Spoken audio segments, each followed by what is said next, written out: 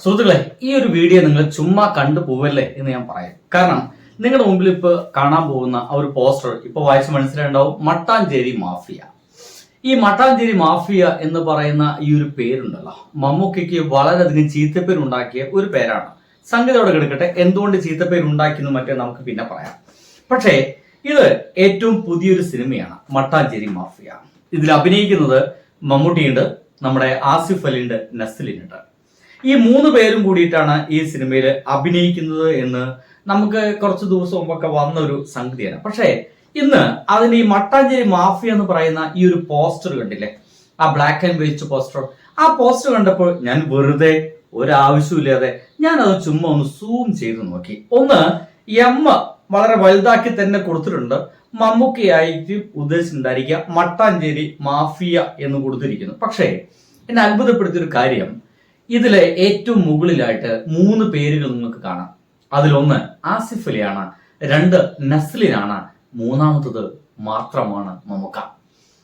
ഞാൻ വളരെ നീറ്റായിട്ട് മാന്യമായിട്ട് സിമ്പിൾ ആയിട്ട് ചോദിച്ചോട്ടെ, എന്തുകൊണ്ടാണ് മമ്മൂക്കയുടെ പേര് ആദ്യം വന്നില്ല എന്നുള്ളതാണ് എന്റെ ചോദ്യം. എന്തുകൊണ്ട് മമ്മൂട്ടിയുടെ പേര് ആദ്യം വന്നില്ല? ഇതിനു മുമ്പ് ഇമ്മാതിരി പരിപാടി മമ്മൂക്ക ചെയ്തത് കളങ്കാവൽ എന്ന് പറയുന്ന ആ ഒരു സിനിമയ്ക്കാണ്. കളങ്കാവൽ എന്ന് പറയുന്ന സിനിമയുടെ പോസ്റ്റ് വന്ന സമയത്ത് നമ്മൾ എല്ലാവരും ശ്രദ്ധിച്ചത് മമ്മൂട്ടി എന്ന് പറയുന്ന ആ ഒരു നമ്പർ 1 ആക്ടറുടെ, നമ്മുടെ ഇന്ത്യ കണ്ട ഒരു നമ്പർ 1 ആക്ടറുടെ പേര് രണ്ടാമതാണ് വന്നത്. ആദ്യം കൊടുത്തിരിക്കുന്നത് ഇതൊരു വിനായകൻ ചിത്രം എന്ന രീതിയിലാണ്, ഇതൊരു വിനായകന്റെ പടം എന്ന രീതിയിലാണ്. ഞാൻ ഇങ്ങനെയൊക്കെ പറഞ്ഞു വെക്കുന്നേ, ഒരു പക്ഷേ ഇത് ഇവിടെ നടക്കൂ. നമ്മുടെ ഈ ഒരു ഇൻഡസ്ട്രിയിൽ, ഈ ഒരു മലയാളം ഇൻഡസ്ട്രിയിൽ മാത്രം നടക്കുന്ന ഒരു കാര്യമാണെന്ന് ഞാൻ അതിനെക്കുറിച്ച് പറയട്ടെ.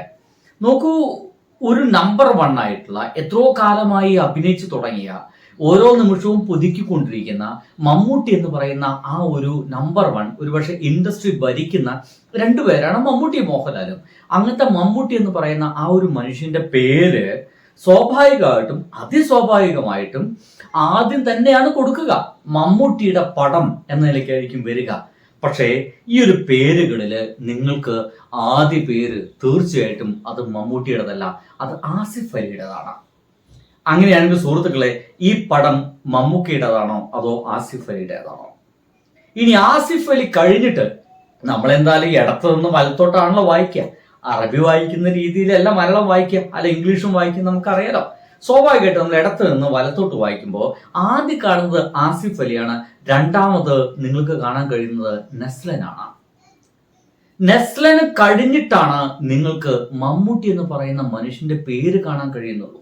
വാട്ട് ഈസ് ഇതെന്തുകൊണ്ട് എങ്ങനെയൊക്കെ സംഭവിക്കുന്നു എന്നുള്ളതാണ്. ഇത് തീർച്ചയായിട്ടും ഇതിലൊരു കൺസെന്റ്, ഇതിലൊരു അനുവാദം, മൗനാനുവാദം അല്ലെങ്കിൽ തീർച്ചയായിട്ടും ഒരു അനുവാദം മമ്മൂട്ടിയുടെ കയ്യിൽ നിന്നുണ്ടായിരിക്കും.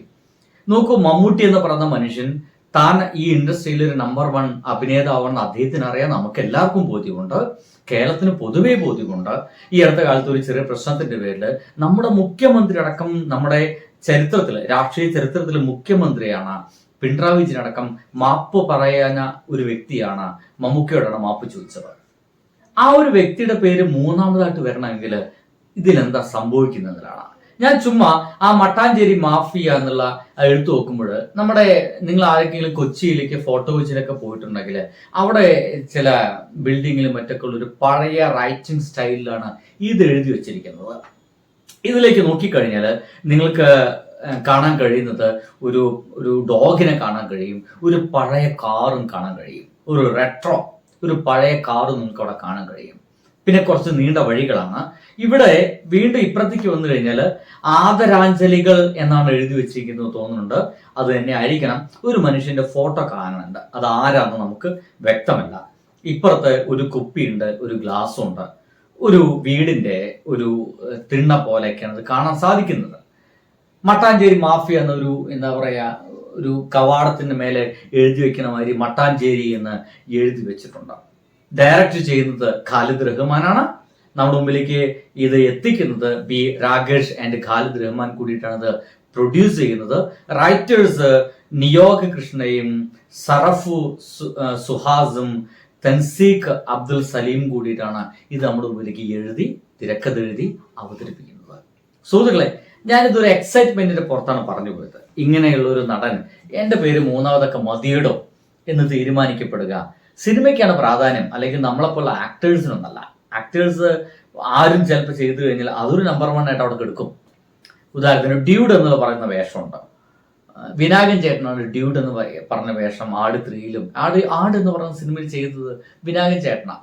നമുക്ക് വിനായകൻ എന്ന് പറയുന്ന മനുഷ്യനെ മാറ്റി നിർത്തിക്കൊണ്ട് ഡ്യൂഡ് എന്നുള്ള വേഷത്തെ നിങ്ങൾക്ക് വേറൊരാളെ സങ്കല്പിക്കാൻ കഴിയില്ല. കാരണം അത് അദ്ദേഹം ചെയ്തു വെച്ചിട്ട് ഒരു മാർക്ക് അവിടെ ഉണ്ടാക്കി വെച്ചിട്ടുണ്ട്.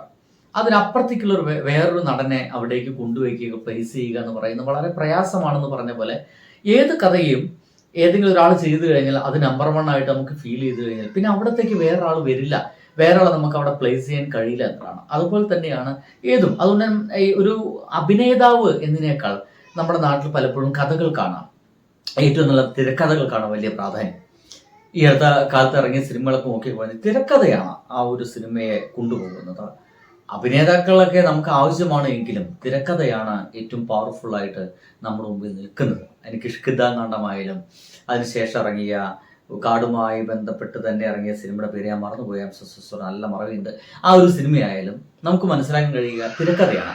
അങ്ങനെയാണെങ്കിൽ ഇതിലും തിരക്കഥയ്ക്ക് വലിയ പ്രാധാന്യം കൊടുത്തിട്ടുണ്ട് എന്നതുകൊണ്ടായിരിക്കാം ഈ സിനിമ ഇറങ്ങിയത്. ഇനി മട്ടാഞ്ചേരി മാഫിയ. മട്ടാഞ്ചേരി മാഫിയ എന്ന് പറഞ്ഞ പേര് മമ്മൂക്കയ്ക്ക് വരുന്നത് മട്ടാഞ്ചേരി കൊച്ചിയുമായി കേന്ദ്രീകരിച്ചിട്ടായിരുന്നു ഒരു കാലഘട്ടത്തിൽ സിനിമ ഏറ്റവും കൂടുതൽ ഉണ്ടായിരുന്നത്. അപ്പോൾ കൊച്ചുമായി കേന്ദ്രീകരിച്ച് സിനിമ ഉണ്ടാകുമ്പോൾ സ്വാഭാവികമായിട്ട് അവിടെയുള്ള ആളുകളുടെ എണ്ണക്കൂടുതലൊക്കെ വെച്ചിട്ടാണെങ്കിൽ സിനിമയിലേക്ക് എൻ്റർ ചെയ്യുന്ന ആളുകളൊക്കെ എണ്ണം വെച്ച് നോക്കുമ്പോൾ മുഴുവൻ മുസ്ലിം മതത്തിൽപ്പെട്ട ആളുകളായിരുന്നു. ഇങ്ങനെയാണ് അവിടെയുള്ള ഒരു പ്രത്യേക ഗ്യാങ്ങാണ് നമ്മുടെ മലയാള സിനിമയെ മുഴുവൻ നിയന്ത്രിക്കുന്നത്. ആ ഒരു ഗ്യാങ്ങിന്റെ തലപ്പത്ത് മമ്മൂട്ടിയാണുള്ളത്. അങ്ങനെ മമ്മൂക്ക തീരുമാനിക്കുന്നതാണ് മലയാളത്തിലെ സിനിമ എന്ന് പറയുന്ന തരത്തിലുള്ള ഒരു കഥയും ഒരു കെട്ടുകഥയും ഒക്കെ നമ്മുടെ നാട്ടിൽ രൂപപ്പെടാൻ തുടങ്ങി. ഇതിന്റെ ഭാഗമായിട്ട് നമ്മുടെ നാട്ടിൽ ഈ മട്ടാഞ്ചേരി മാഫിയ എന്ന് പറയുന്ന സംഗതി ഉണ്ടാക്കപ്പെട്ടത് എന്നർത്ഥം. അതല്ലാതെ അത് ശരിക്കുള്ളതെന്ന് ചോദിച്ചു കഴിഞ്ഞാൽ തീർച്ചയായിട്ടും ഇല്ല എന്ന് തന്നെ പറയേണ്ടി വരും. ആ പ്രദേശത്ത് കൂടുതൽ കലാകാരന്മാർ വരുന്നതിനെ പറ്റിയിട്ട് നമുക്ക് കുറ്റം പറയാൻ കഴിയില്ല. നമുക്ക് ഇപ്പോൾ ഏറ്റവും കൂടുതൽ കലാകാരന്മാർ വരുന്നത് കാസർഗോഡ്, കണ്ണൂർ ഭാഗത്തൊക്കെയാണ്. അതുകൊണ്ട് കണ്ണൂർ മാഫിയ എന്നോ കാസർഗോഡ് മാഫിയ നമുക്ക് അതിന് വിളിക്കാൻ കഴിയില്ല. ഏറെക്കാലം ഈ മലയാള സിനിമ നമ്മുടെ ഈ വള്ളുവനാടൻ ഭാഗത്തായിരുന്നു. അതുകൊണ്ട് നമുക്കതിനെ വള്ളുവനാടൻ മാഫിയ ഒന്നും വിളിക്കാൻ കഴിയില്ല. ഇറ്റ്സ് ഹാപ്പൻസ്, അത്ര പറയാൻ സാധിക്കുള്ളൂ. എന്തൊക്കെയായാലും ആ ഒരു ചീത്തപ്പേരിനെ ഒരു നല്ല പേരാക്കി മാറ്റാൻ പോകുന്നു എന്ന് മാത്രമേ എനിക്ക് പറയാൻ കഴിയുള്ളൂ. ഖാലിദ് റഹ്മാനാണ്. അങ്ങനെയാണെങ്കിൽ നമ്പർ 1 സ്ഥാനം തന്നെയായിരിക്കും നമ്മുടെ മുമ്പിലേക്ക് എത്തുക എന്ന് നമുക്ക് പ്രതീക്ഷിക്കാം. ഒപ്പം തന്നെ ആസിഫ് അലി നമ്മുടെ മുമ്പിലേക്ക് ഉരസി നല്ല നടനാണെന്ന് തെളിയിച്ച ഒരാളാണ്. ഒപ്പം തന്നെ യുവാക്കളെ ഹരം എന്നൊക്കെ പറയാൻ കഴിയുന്ന നസ്ലിനും നല്ല രസകരമായിട്ട് അഭിനയിക്കുന്ന നസ്ൽ, സ്വാഭാവികമായിട്ടുള്ള ഒരു അഭിനയ ശൈലിയുടെ നസ്ലും കൂടി എത്തിച്ചേരുമ്പോഴും ഒപ്പം മമ്മൂക്കയും പറയണ്ടല്ലോ ഒരു നമ്പർ 1 പടമായിരിക്കണം. സുഹൃത്തുക്കളെ, നിങ്ങളുടെ അഭിപ്രായങ്ങൾ എഴുതി വയ്ക്കുക. നിങ്ങളുടെ പ്രിയ സുഹൃത്തുക്കൾക്ക് വേണ്ടിയിട്ട് വീഡിയോ ഷെയർ ചെയ്യുക. ഒപ്പം ഉണ്ടാവുക. ബൈ.